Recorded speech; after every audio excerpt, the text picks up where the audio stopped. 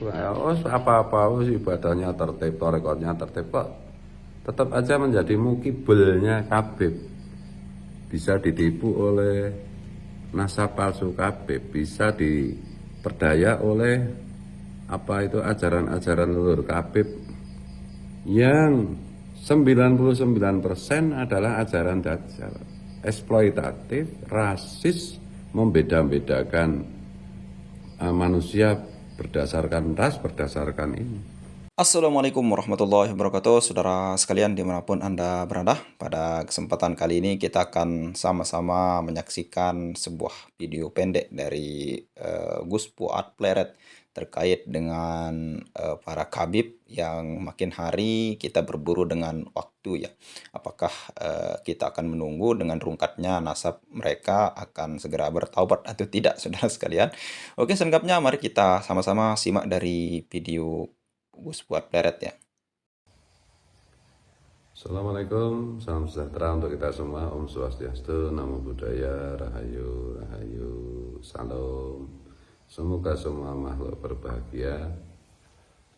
Salam Pancasila merdeka.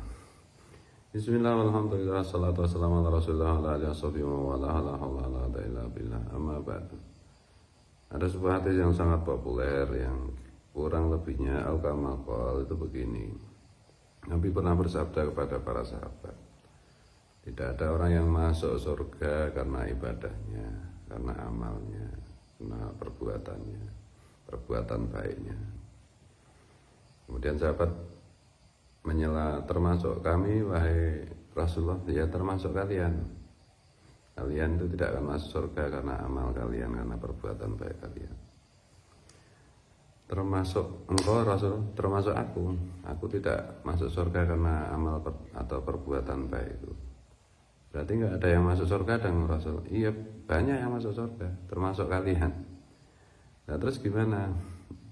Ya, orang itu masuk surga karena bukan karena ibadahnya, bukan karena perbuatan baiknya, bukan karena amalnya, bukan karena wiridnya, bukan karena baca Qur'annya, bukan karena sedekahnya, bukan karena puasanya, tetapi karena rahmat Allah, kasih Allah.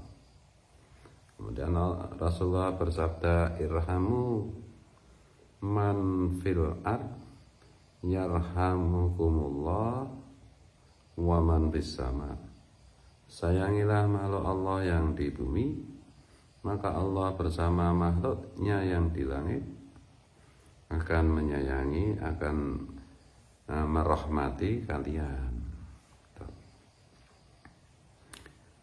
Makanya inti ajaran agama itu wa ma arsalnaka illa rahmatan lil alamin. Tidak aku utus engkau wahai Rasul kecuali untuk rahmat, untuk kasih, untuk sayang bagi semesta alam.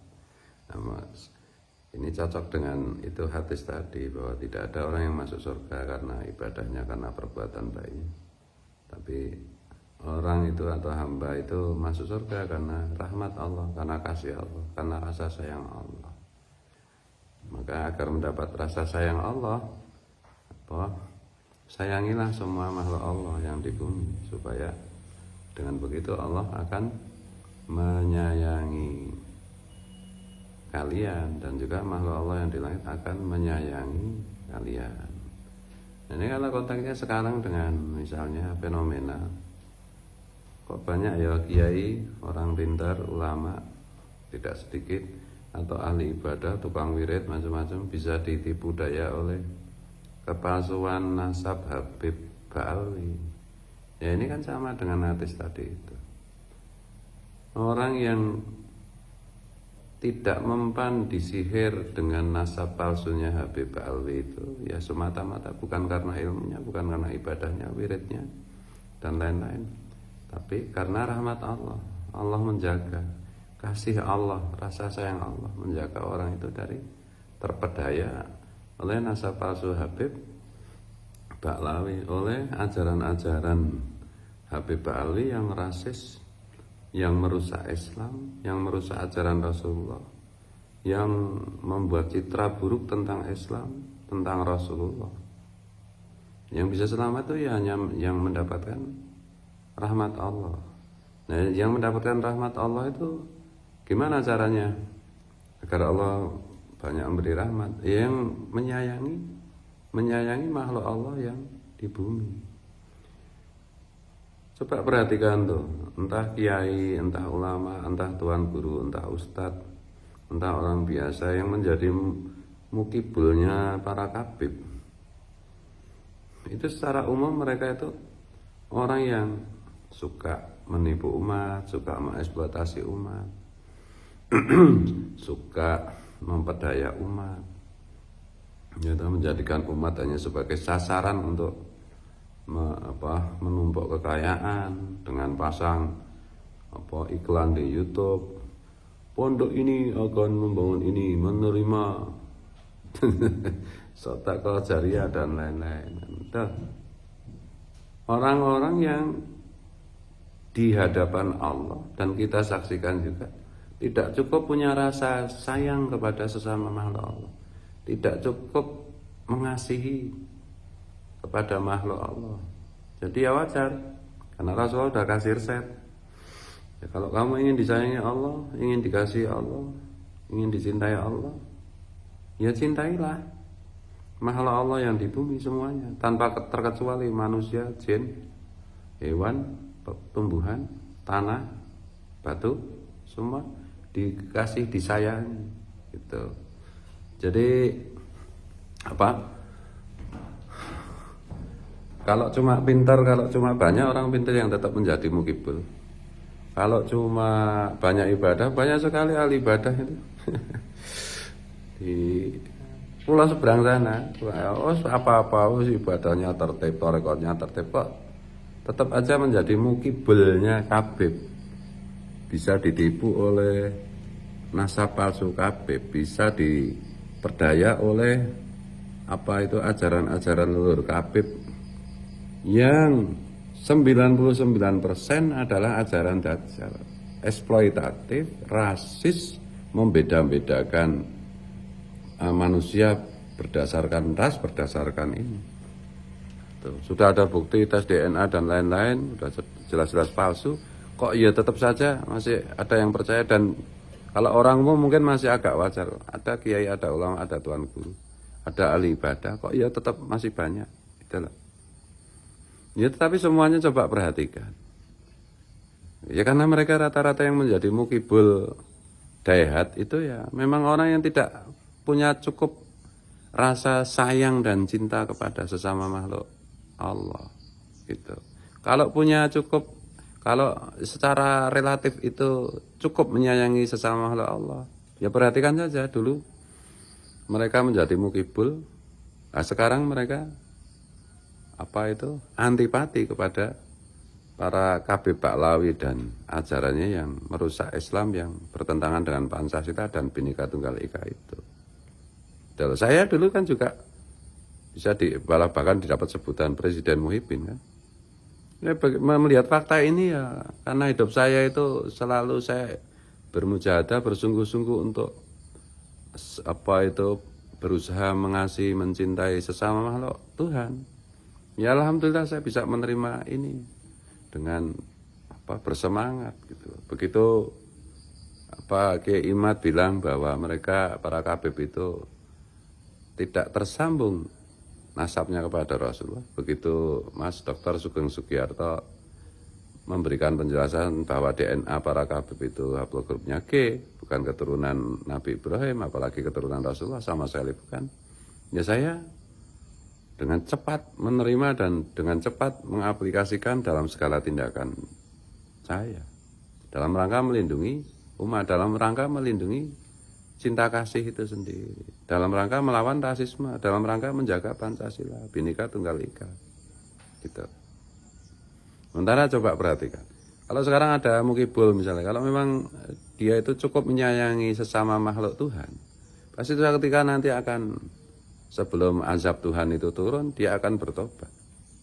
Tapi kalau memang ya orangnya kayak begitu, ya kayak Kabib itu kan tidak ada rasa cinta kasih kepada sesama, sama sekali menindas, mengeksploitasi, menipu, mengibuli, mendawiri, ya dah, kejam. Kalau ada karyawan nggak dibayar, kalau mempekerjakan orang nggak dibayar, tukang tipu, kalau bisnis curang dan lain-lain. Ya ila yaumil qiyamah mereka akan menerima azab Allah di dunia wal akhirah. Hampir mustahil mereka bisa bertobat. Adalah. Nah kata Rasulullah, irhamu man fil ar yarhamukumullah wa man fis sama. Kuncinya itu, passwordnya itu adalah kamu sayangi sesama makhluk Tuhan yang di bumi, maka baru Allah itu, atau itu menjadi sebab, atau itu menjadi tanda Allah menyayangimu.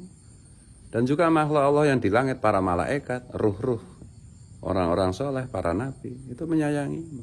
Kalau cuma soal keajaiban macam-macam, Dajjal itu jauh lebih ajaib. Oh, kalau ikut Habib itu dapat duit, dapat masa, dapat popularitas. Dajjal itu ya begitu. Yang ikut Dajjal dikasih surga sama Dajjal. Tapi surganya Dajjal itu adalah nerakanya Allah. Nerakanya Dajjal, oh kalau nggak ikut Habib itu pada dibully, difitnah, pengikutnya berkurang, apa itu nggak laku lagi ceramah. Itu kan nerakanya Dajjal. Tapi nerakanya Dajjal kata Rasulullah adalah surganya Allah. Gitu. Nah, mudah-mudahan semua yang mendengar ini yang belum sadar, termasuk para kabib, bertobatlah segera. Karena ini berburu dengan waktu. Tinggal cepetan tobat atau cepetan azab yang turun. Naudzubillahi min dzalik, summa naudzubillahi min dzalik. Wallahu wal muwaffiq ila aqwamit. Mohon maaf, mohon ampun kalau salah. Assalamualaikum. Om Swastiastu, Namo Buddhaya. Rahayu, semoga semua makhluk berbahagia. Salam Pancasila merdeka. Oke, saudara sekalian, itu tadi beberapa cuplikan maupun sebuah bisa kita bilang argumen yang luar biasa sekali dari Gus Fuad ya terkait dengan mereka para Habib ini memang ditunggulah untuk segera bertaubat. Karena kenapa? Karena dari segi manapun nasab mereka ini tidak bisa terselamatkan, saudara sekalian. Kalau kita lihat dari segi biologi, kalau kita lihat dari segi ilmu nasab, kalau kita lihat dari segi ilmu DNA, apalagi yang paling ditakuti oleh mereka. Tohpun kalau mereka benar-benar berani untuk tes DNA, saudara sekalian, mereka akan berani untuk tes DNA dimanapun itu, lalu kemudian dipublish. Kalau mereka tes DNA haplogrupnya J, saudara sekalian, dan nyambung kepada Nabi Ismail ataupun kepada syukur-syukur kepada baginda Nabi Muhammad SAW, ya kita akan berhenti untuk membahas ini, saudara sekalian. Tapi ketika mereka ini menggantung atau tidak berani tes DNA, apalagi sampai mengharamkan tes DNA itu, saudara sekalian, karena itu buatan permainan dari Amerika Serikat gitu. Ini sama halnya kita mempermainkan ilmu, saudara sekalian. Memang betul yang dikatakan oleh Gus Fuad tadi, bahwa ketika para mukibin, kalau memang bagaimanapun pintarnya, itu kenapa mereka masih ikut percaya dengan para Habib ini. Kenapa? Karena kalau kita lihat dari segi ibadah, saudara sekalian, jauh itu lebih lebih mulia atau lebih banyak ilmunya, lebih istiqomah para kiai-kiai kita, para ulama-ulama kita, khususnya dari Nusantara, dan lebih adem kita lihat, saudara sekalian. Lihat dari segi ceramahnya pun, ulama Nusantara kita itu jauh lebih luar biasa, lebih banyak manfaatnya ketimbang kalau kita lihat dari para oknum-oknum Habib ya yang memang masih berceramah, lalu kemudian cuman itu saja yang dibahas, tidak dengan cerita-cerita halu, lalu kemudian menceritakan kelebihan-kelebihan leluhur mereka. Apalagi bocil-bocil Habib ya, yang Habib muda, yang bisa kita bilang notabene masih belum cukup ilmu, lalu kemudian berceramah. Itu tidak bisa kita bilang isinya cuman ngibul, tidak ada sedikit hadis yang disampaikan, lalu pada akhirnya menceritakan kelebihan karomah nenek moyang mereka yang mereka ambil dari kitab internal mereka yang dikarang oleh ulama mereka, yang disampaikan kepada jamaah pribumi. Kebanyakan, saudara sekalian, karena mereka tinggal di Indonesia. Itu yang biasanya kita lihat, saudara sekalian. Beda halnya kalau kita lihat dari ceramahnya Gus Baha, lalu kemudian ceramah-ceramah yang lain, apalagi Kiai Haji Madudin, lalu kemudian Gus Abbas, lalu kemudian apalagi Gus Jazuli, saudara sekalian. Itu kalau mereka berbicara itu pasti ada hal baru, hal yang penting sesuai dengan apa yang diajarkan oleh ulama-ulama Nusantara kita. Coba aja kalau kita lihat apalagi KRT Ki Haji Nur Ihya, saudara sekalian, itu memang luar biasa beliau.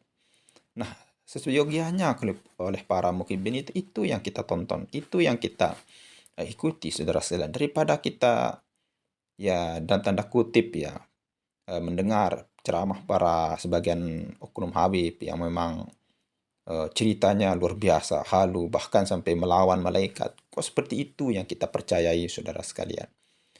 Dan orang yang bercerita seperti itu tiba-tiba kena kasus, saudara sekalian, melecehkan perempuan.